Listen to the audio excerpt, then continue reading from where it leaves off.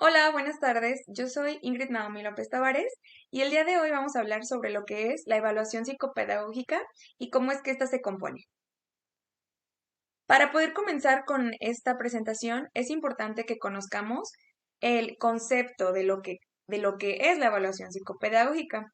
Y es importante tomar en cuenta que esta evaluación es un proceso compartido de recogida y análisis de información relevante de las situaciones que se enfrentan en el proceso de enseñanza-aprendizaje. También es importante que en este proceso tengamos en cuenta las características del contexto escolar y familiar, que más adelante vamos a ver por qué es tan importante. Y a su vez, todo este análisis nos ayuda a tomar decisiones para promover cambios que hagan posible, pues obviamente, la mejora de la situación planeada. Colmer, Massot y Navarro es lo que mencionan en el 2001 y es importante tenerlo en cuenta. En esta evaluación psicopedagógica, obviamente debe haber colaboradores. El primer colaborador es, obviamente, el alumnado. Después de ahí se despliega la familia. En este rubro entra lo que es papá, mamá, hermanos o la familia nuclear en la que se desarrolle el alumno. De igual manera entra el docente, así como el centro educativo o la escuela en la que se está llevando a cabo esta evaluación y a su vez también se incorporan otros profesionales como lo son los psicólogos, pedagogos, perdón, o hasta médicos. Es muy importante tener en cuenta, como les mencionaba hace un momento, el contexto, ya que la evaluación psicopedagógica debe tomar en cuenta los contextos que existen y que impactan de manera directa al alumnado en el cual se está trabajando. ¿Sí? El contexto se divide en tres grandes rubros, que es el contexto social, el contexto escolar y el contexto familiar.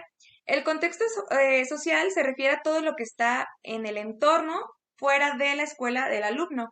Es decir, su comunidad, el lugar donde vive, las personas que se relacionan alrededor de él. El contexto escolar se refiere obviamente a lo que corresponde a la escuela.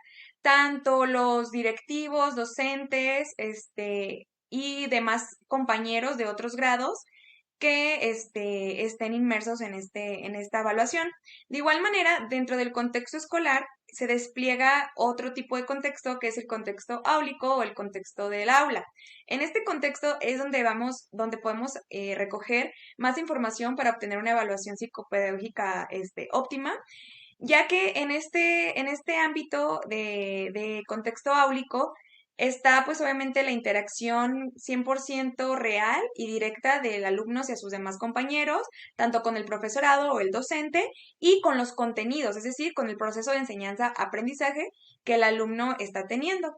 Y por último es el contexto familiar. Este contexto familiar pues obviamente va enfocado a lo que es la familia del alumno y principalmente a la familia, nuclear, lo que es hermanos, si es que los hay, mamá, papá y personas que se desarrollen o estén dentro de su ámbito en el día a día.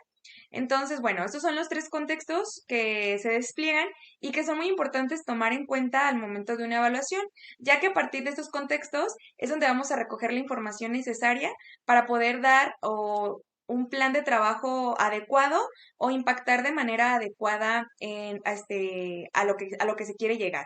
Entonces, hay que tenerlos muy en cuenta. Bueno, ahora sí, después de que ya analizamos el contexto, obviamente debe haber un procedimiento para la evaluación psicopedagógica. Este procedimiento normalmente se inicia con la detención de una necesidad, es decir, a partir de que existe una necesidad en un alumno o en varios alumnos, es donde nosotros, o se puede intervenir más bien en una evaluación, con una evaluación. Entonces, una vez que se detecte esta necesidad, es cuando entra la evaluación psicopedagógica. Y bueno, la evaluación psicopedagógica nos ayuda a ser un instrumento para tomar decisiones y mejorar la respuesta educativa a la que se quiere llegar. Aquí en la pantalla podemos observar un cuadro de información de cómo es el proceso de dicha evaluación. Y comenzamos con la recogida de información. Es aquí donde comenzamos a obtener información sobre la necesidad. Aquí se encuentra lo que es la detención y la delimitación de la situación. Es importante delimitar ya que a veces queremos abarcar tantas cosas, pero no podemos llegar a una toma de decisiones óptima, ya que abarcamos o queremos abarcar demasiado. Entonces es importante delimitar la situación, saber hacia dónde queremos llegar, este, respectivamente de nuestra problemática. Después se despliega lo que es el análisis de la información. Es aquí donde se inicia un proceso de formulación de hipótesis. Hacer una hipótesis es muy importante ya que nos da pauta de cómo comenzar y cuál es el problema para poder nosotros comenzar y detectar ahora sí lo que se necesita y proceder a la evaluación. Una vez que ya se formuló esta hipótesis, y que ya tenemos también un poco de la recogida de la información, es cuando llega el proceso de la toma de decisiones, ¿sí? Esta toma de decisiones se ajusta a la respuesta educativa, ¿sí? Es decir, a lo que el alumno necesita con base a su proceso de enseñanza-aprendizaje. Obviamente, no en todos los casos, la toma de decisiones funciona, ¿verdad? Y a lo mejor no hay un mejoramiento en el proceso que queremos, al proceso que queremos llegar con el alumno. Entonces, cuando no hay esta mejora, se tiene que iniciar desde cero. Otra vez, análisis de la nueva información, planificación de actuaciones nuevas para esta intervención y pues obviamente la aplicación de estas actividades o actuaciones que queremos pues ahora sí que llegar. Todo esto de procedimiento de la evaluación psicopedagógica se podría llegar a decir o concluir que es como un proceso de reflexión-acción. Es decir, recogemos información, la reflexionamos, la transformamos a lo mejor en un plan de trabajo que impacte en el proceso y la ponemos en práctica. El momento de estar en práctica, obviamente tenemos que estar obviamente reflexionando de qué es lo que, de los resultados que se van obteniendo y del proceso de.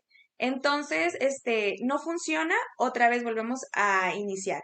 Entonces, es un ciclo que no tiene, como quien dice, un fin hasta que encontremos el punto de mejora y podamos llegar a una óptima, pues ahora sí que resolución.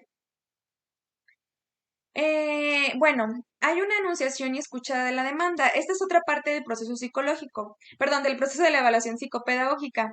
Eh, Se le conoce o se le utiliza el término de demandas a la forma en que nosotros expresamos lo que está sucediendo, tanto en el alumno como el docente, lo que estamos viviendo. Entonces, el primer momento es la enunciación y la escucha de la demanda. La enunciación hace referencia a el momento en el que se escucha dicha demanda, ¿no? En el que se dice, se escucha. Y obviamente para nosotros tener una escucha activa, pues debemos de tomar en cuenta varios criterios. Uno de ellos es las condiciones de tiempo y de lugar, es decir, que tengamos el tiempo y que estemos en un lugar donde se pueda dar esa escucha activa. Las expectativas de lo que se quiere lograr o a lo que se quiere llegar, y así como el interés y la disponibilidad de quien hace la demanda y de quien la reciba. Es decir, debe de haber interés y disponibilidad de ambas partes. En esto de la enunciación de la demanda existen dos personajes o dos colaboradores, que es el emisor y el receptor. El emisor se refiere a quien comunica la demanda. En este caso, el emisor dependerá el qué, el cómo, el cuándo y el porqué de lo que solicita. Es decir, es el que va a expresar. Y el receptor es aquella persona que recibe la demanda, es decir, quien escucha. En su caso, el receptor debe ser neutro, debe tener una escucha atenta y obviamente debe de evitar la burocracia, es decir, ay, ¿sabes qué? Lo que me quieres decir, dímelo por escrito. Claramente no, tenemos que ser un receptor con una escucha activa.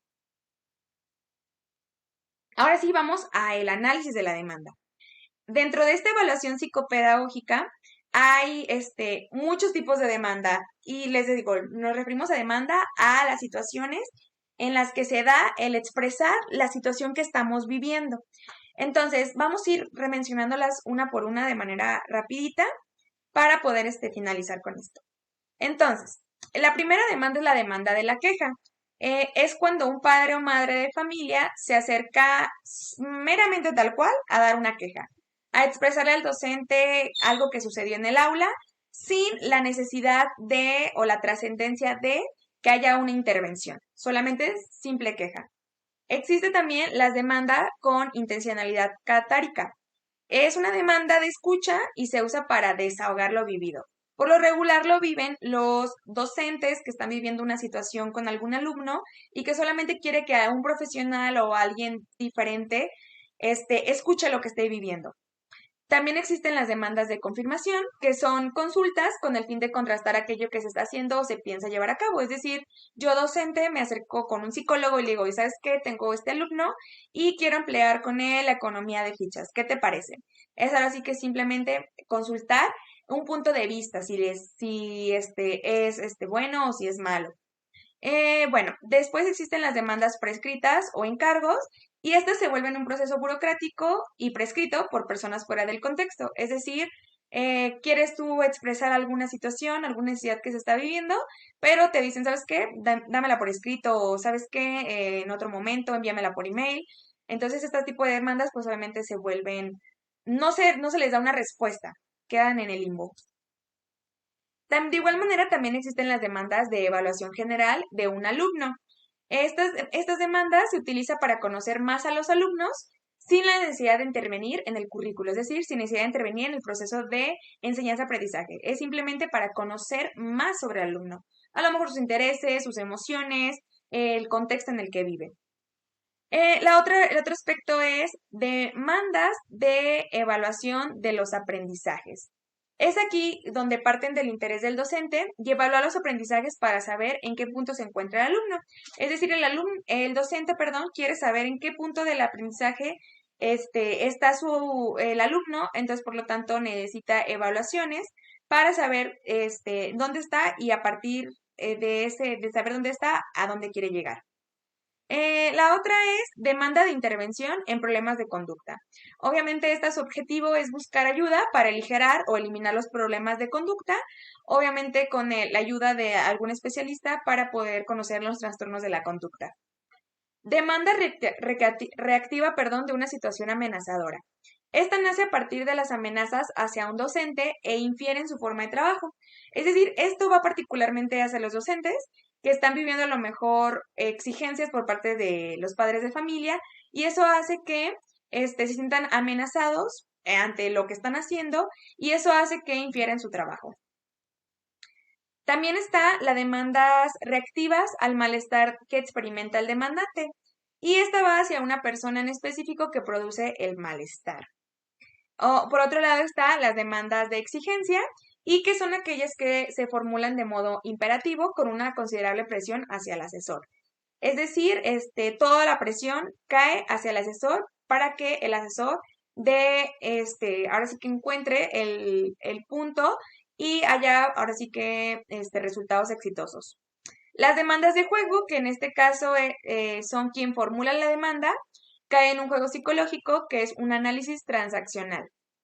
Demandas de delegación, esta lleva implícita la voluntad, su objetivo es traspasar el problema y desatenderse del caso. Es decir, yo mamá tengo a mi hijo con TDAH y necesito que me ayude, ¿no? Entonces voy con un psicólogo, le digo, este es el problema, usted solucionalo, aquí se lo dejo. Entonces, literal es donde hay desinterés, no hay, solamente quiere, ahora sí que delegar la situación que está viviendo. De igual manera existen las demandas de urgencia que se plantean con poco tiempo y en lugares inadecuados. Es decir, yo psicólogo voy caminando, me encuentro un docente y le digo, ayuda, tengo este problema y necesito una solución inmediata. Obviamente no es el lugar ni el momento adecuado, por lo tanto, pues no se puede dar un buen resultado. Demandas ilimitadas, estas reflejan la sensación de impotencia y desánimo. Quien hace la demanda no es capaz de afrontar. Es decir, tú expresas la necesidad, sin embargo, al no ver resultados o al no ser atendido, comienzas con una impotencia de no poder solucionar ese problema y por lo tanto no eres capaz de afrontar lo que se puede venir.